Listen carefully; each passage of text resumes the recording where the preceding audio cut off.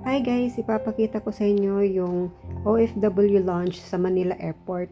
Ito yung isang project ni Tatay Digong na sobrang laking tulong para sa mga OFWs na uuwi ng Pilipinas o di kaya pabalik ng ibang bansa kung may oras or di kaya yung mahabang oras na pag-stay mo sa Manila Airport. So yan yung luggage area where you can leave your luggages safely kasi meron namang tagabantay at bibigyan ka nila ng number. So, lahat ng yan mga ka-OFWs ay libre. Wala po kayong gagasusin dyan kahit piso, pati yung sa luggage area, as long as mai-present nyo itong mga requirements na to. So, let's go! Pasok tayo! As you can see, sobrang ganda ng paligid, sobrang linis. Para kang nasa hotel talaga.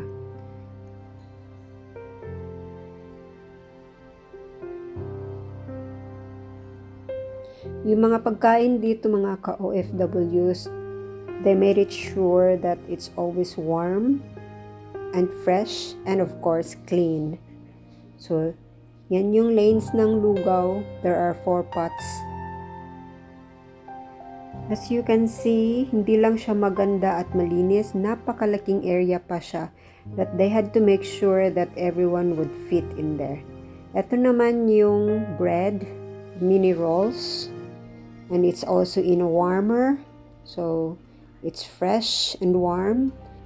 Meron ding toaster if you'd like to toast your bread. And here's the maja blanca, which is super delicious. Kudos sa mga nagluto nito. And the bread and the muffins.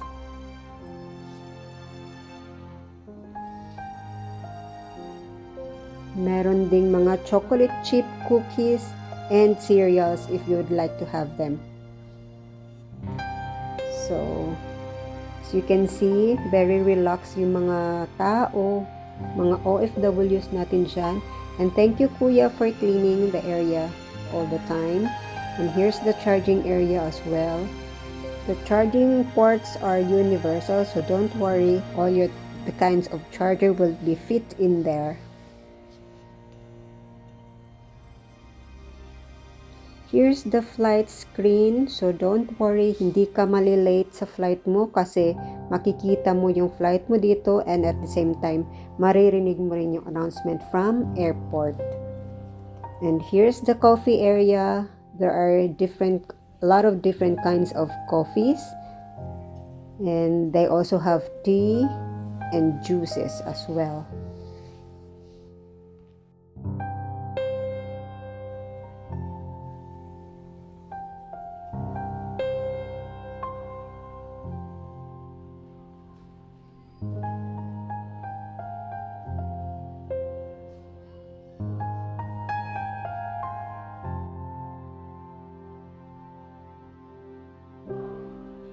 And fortunately, merong pa concert on that day kasi bumisita si Arnel Ignacio.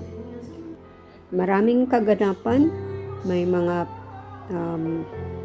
pabigay ng mga t-shirts as well. So, nag-enjoy ako ng sobra. So, kaya ko nasabi na sobrang nakakatulong itong OFW launch kasi nung pabalik na ako ng abroad, nakalimutan kung kailangan palang kumuha ng OAC. So, since rush yung pagkuha ko ng OAC, nire-required nila akong pumunta ng Ortigas dun sa main office nila. At medyo malayo-layo siya from airport. Mabuti na lang at sobrang bait ng mga staffs at tinulungan nila ako and they gave me an instruction on how can I get into Ortigas office. Kailangan kong mag-download nung app na yun para makasakay ng single motor, and it was very helpful na single motor kasi mas mabilis syempre yung single motor kumpara sa mag-taxi ka. So it cost me around 100 pesos I think sa single motor, and it was very very fast kasi syempre tuloy-tuloy lang yung takbo ng motor at makakapag shortcut siya compared sa taxi.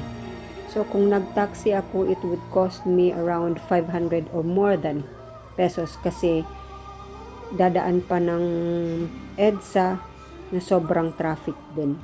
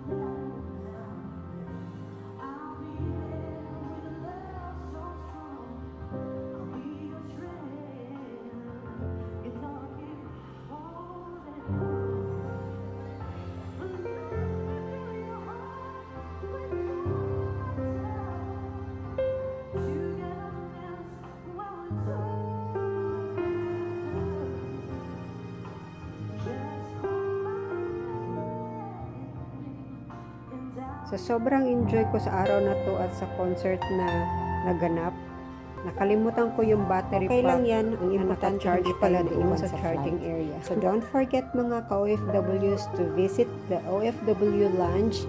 This is for us, this has been made for us, and pera natin to.